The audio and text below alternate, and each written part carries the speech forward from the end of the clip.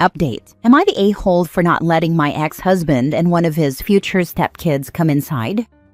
Original post. Our custody arrangement is for each of us to pick the kids up on our day during our 2-hour pickup window. He arrived at the house, and I already had the boys ready. I saw his car pull into the driveway on my camera, so the boys were already halfway to the door when my ex knocked. I opened the door, and he was holding the hand of a 4-year-old. He asked to come in and said his fiance's son needed to use the bathroom. I told him I didn't want him to come inside because I don't feel comfortable with him in my house. He has a history of snooping through my things. He asked me to take his future stepson to the bathroom, and I said I was uncomfortable with the situation. He said his stepson needed to pee. I suggested the McDonald's up the road. He said my bathroom would be way cleaner than a McDonald's. At this point, my 11-year-old started pestering his dad to stop so they could leave. My ex said, "Your brother needs to use the bathroom." My son said, "I'll take him." My ex said, "No, your mother would rather he pee his pants. We'll go, and hopefully we'll get to the McDonald's in time." My ex and the boys left. He messaged me afterward, saying I was cruel to a child to punish him, and that's not okay. He said I made us both look bad in front of our kids and should be embarrassed by my actions. I have been fighting with him for so long that my perspective is screwed up. Was I in the wrong? Edit. We're already scheduled for court because of a movie incident. The boys wanted to watch Superman the day it came out, which was during my custody time. I told them I would take them. He texted me afterwards saying he doesn't want me to take them because he wants to do it. I told the boys their dad wants to take them, and they could decide between going with me or going with him. They wanted to go the day it came out. There's no rule saying he can tell me not to take them to movies he wants to take them to, so I took them. Now for the top comments before reading the updates. If the kid needed to pee, the ex could have stopped prior to arriving at his ex's. He knows the relationship is strained. Good Lord, he has a 2-hour window. My ex and I, 6 p.m. The end. It's a little boy. He can pee basically anywhere. Point and shoot. Not the a-hole. He wanted to snoop. This was obvious after he rejected your son's offer to take the kid to the bathroom. Sneaky, isn't he? Always has been. He's an intelligent man. Intelligent but predictable. Nothing good can come of that. He's setting you up for a no-win situation. Think to yourself, nice try, and move on. I'm sorry for what you're dealing with. Okay, so I like to ask my husband these scenarios and get his 2 cents. He seems to think, because you've stated you've had multiple problems with the ex, that this was more about control. He wanted you to do what he said. Was the boy hurting and crying because he had to go? If not, my spouse thinks it was a power play by your ex. If it were me, I would have asked my son to take him and told the ex to go wait in his car. But if this douche just likes to jerk you around, then not the a-hole. He was holding my ex's hand and kind of looking around. He didn't say anything. Your son actually offered to take the kid to the bathroom and your ex declined. Sounds like a power play to me. You can remind him that he is not welcome in your house unless it's a matter of life or limb, and he needs to organize himself properly before he arrives. Now for the first update. I did talk to my lawyer about what happened. He said we can address it at the hearing we already have scheduled about the movie situation. I thought that was that, but of course, it was my turn to pick up the kids today. When I arrived at my ex's place, he opened the door very wide and invited me in. I was suspicious and said no thank you. He kept insisting I come in so we could show the kids we are civil, but I had a bad feeling. I said I would just wait in the car for the boys to come out. I got in my car and texted my older son that I was there. A short while later, he texted me back saying his dad said they couldn't leave unless I got them. I went back to the door and knocked again. Again, my ex invited me inside. I said I didn't want to come in, and that was when my boys showed up. My ex's fiancé was right behind them, telling them to come back upstairs. They ran to me and we left. I don't know what his game is, but I'm not falling for it, whatever it is. OP, I truly cannot emphasize this more. Document like crazy. I don't know if this was going to turn into them just yelling or scolding you for some made-up BS or something else, but regardless, you need to let your lawyer know. Good luck, because things with this psychopath are not going to get better soon. Plus, besides documenting, if she lives in a one-party consent state, she can record via her cell phone video or a GoPro their interactions to show in court what's happening. Plus, the recording can be just audio done in a similar fashion. There's no reason for him to come into her home, and for her safety, she shouldn't enter his. Personally, I'd say as he opened the door, "I'm recording pickups from now on. Please explain why you refuse to let my children leave your house until I come inside." Not the a-hole. He was way too insistent for you to come in and then refuse to let your kids leave? No, always follow your gut, especially when the spider is so persistent in inviting the fly into the parlor. The last time I heard of a woman who didn't listen to her gut when her ex insisted that she had to come inside his home to retrieve her kids was on 48 Hours.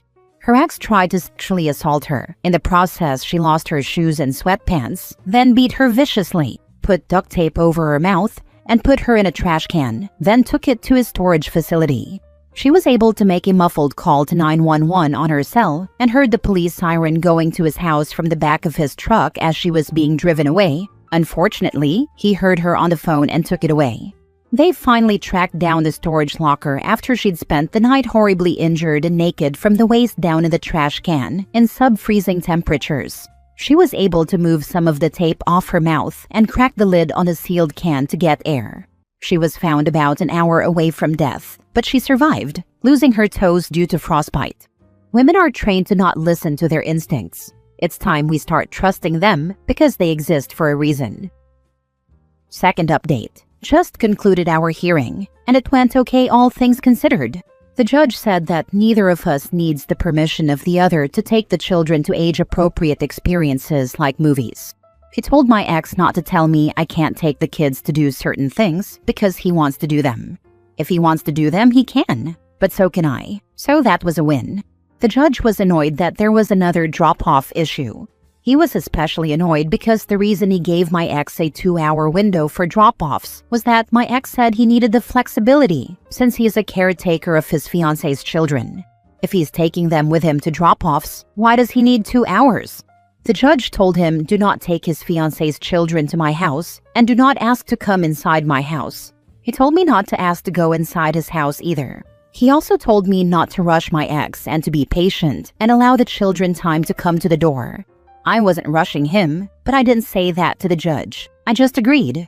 My ex also dropped the bombshell that the week of the wedding, he needs me to pick the kids up from the resort the wedding is at, instead of his house because they are going on their honeymoon straight from the resort and not returning home.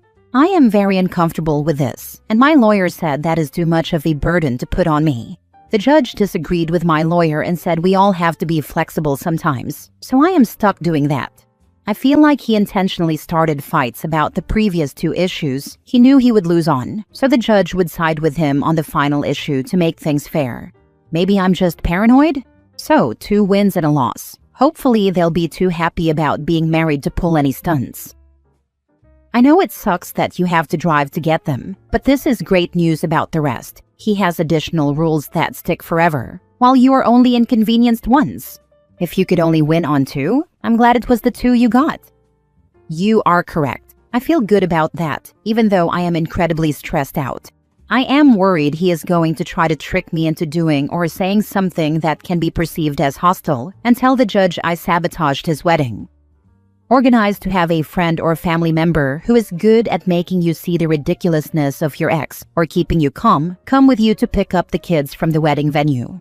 The buddy system doesn't stop being a good idea when you turn 18. It's useful throughout our lives.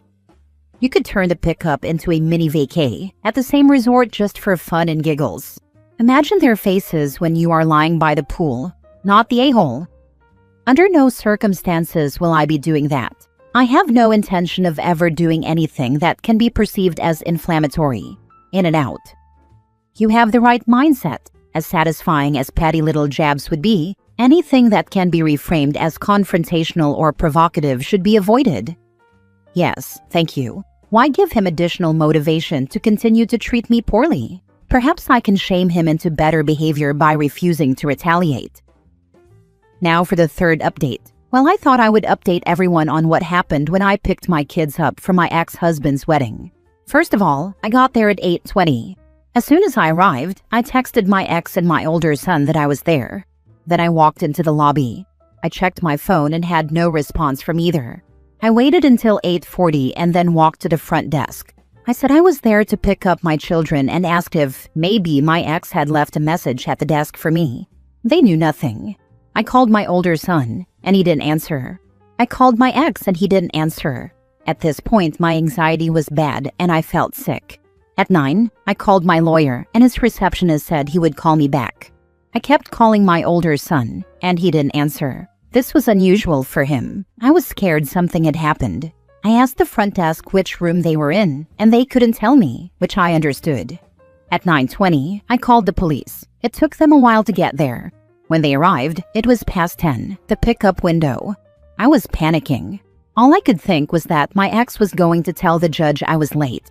When the police arrived, they asked the front desk for my ex's room number. They told the police he had checked out. I didn't know what to think. They asked the front desk if they had kids with them when they left, and they said no. They said my kids were actually booked in a suite with her kids and his parents, and they had paid for late checkout.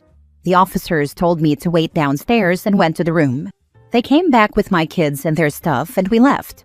My oldest said his grandfather took his phone away, and they stayed up late and had no alarm set. Both boys said their grandparents were furious when the cops showed up. My lawyer eventually called me back, and we scheduled another custody hearing for after the honeymoon. At the hearing, my ex tried to put everything on me.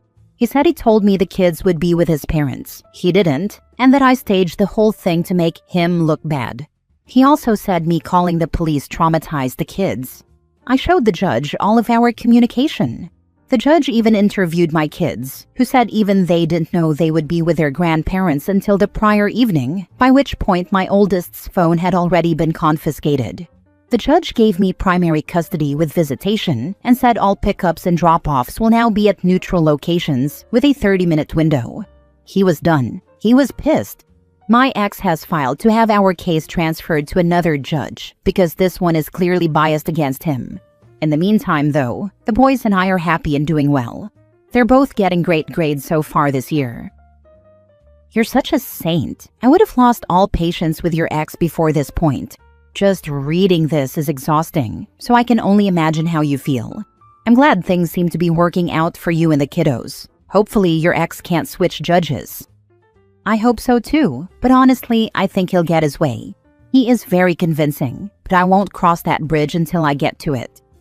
With the pickups and drop-offs in neutral locations, make sure to get a front and rear dash cam, park facing out for best coverage, and get a separate small phone to record your interactions. Or take along a friend as a witness. This last post gave me anxiety, and you need all the protection possible. Your ex is gonna learn a lesson about family court judges. When you file to have a case transferred and the previous judge was competent and followed the law and did what was best for the kids, the next judge tends to get pissy that someone is attempting to skirt a legal ruling simply because they don't like it. I hope that's the case in this instance.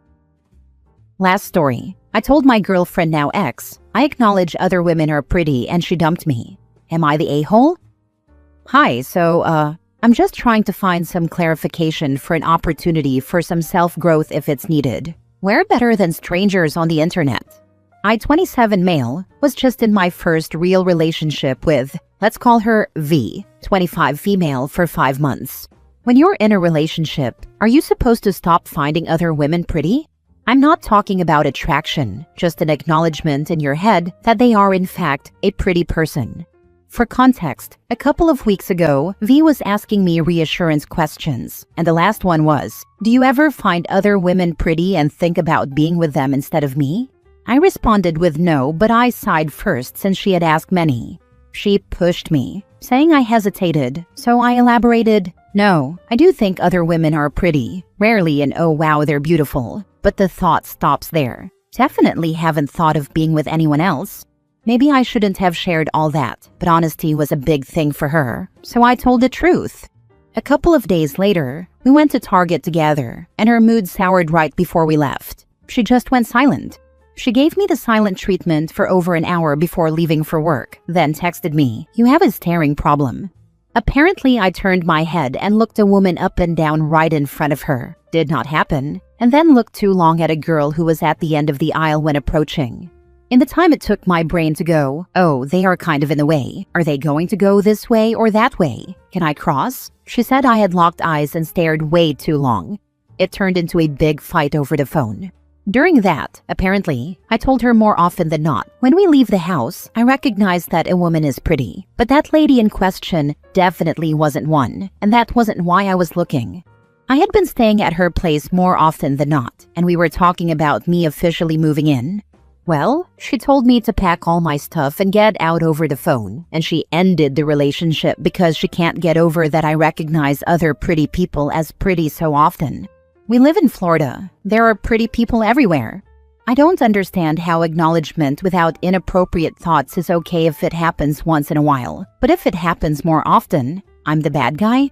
Again, we live in Florida. There are objectively pretty people everywhere.